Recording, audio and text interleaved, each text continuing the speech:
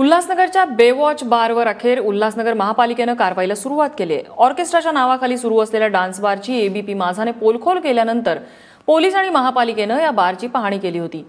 नेमकी काय कारवाई केली आहे आणि पालिका आणि पोलिसांनी याचा आढावा घेतला आमचे प्रतिनिधी निनाद करमरकर यांनी। उल्हासनगर शहरामध्ये ऑर्केस्ट्रा बारच्या नावाखाली अनधिकृतपणे डान्स बार चालवले जात असल्याची बातमी सर्वप्रथम एबीपी माझानं समोर आणली होती।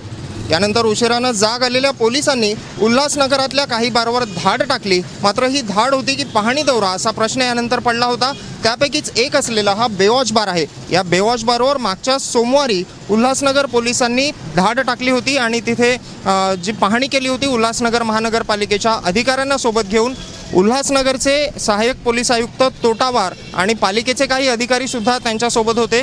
त्यावेळी या बारमध्ये मोठ्या प्रमाणात अनधिकृत बांधकामं असल्याची बाब समोर आली होती। मात्र इतक्या मोठ्या प्रमाणात अनधिकृत बांधकामं आढळून सुद्धा त्यावेळी बारवर काहीही कारवाई करण्यात आली नव्हती आणि याबाबत सुद्धा एबीपी माझानं वृत्त प्रसारित केल्यानंतर या बारवर काही दिवसांपूर्वीच वरच्या मजल्यावर जी बांधकामं करण्यात आली होती त्यावर हातोडा टाकण्यात आला होता।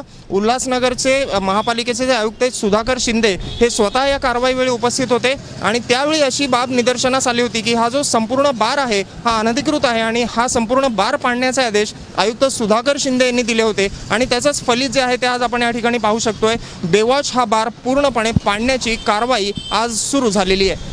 निनाद करमरकर, एबीपी माझा, उल्हासनगर।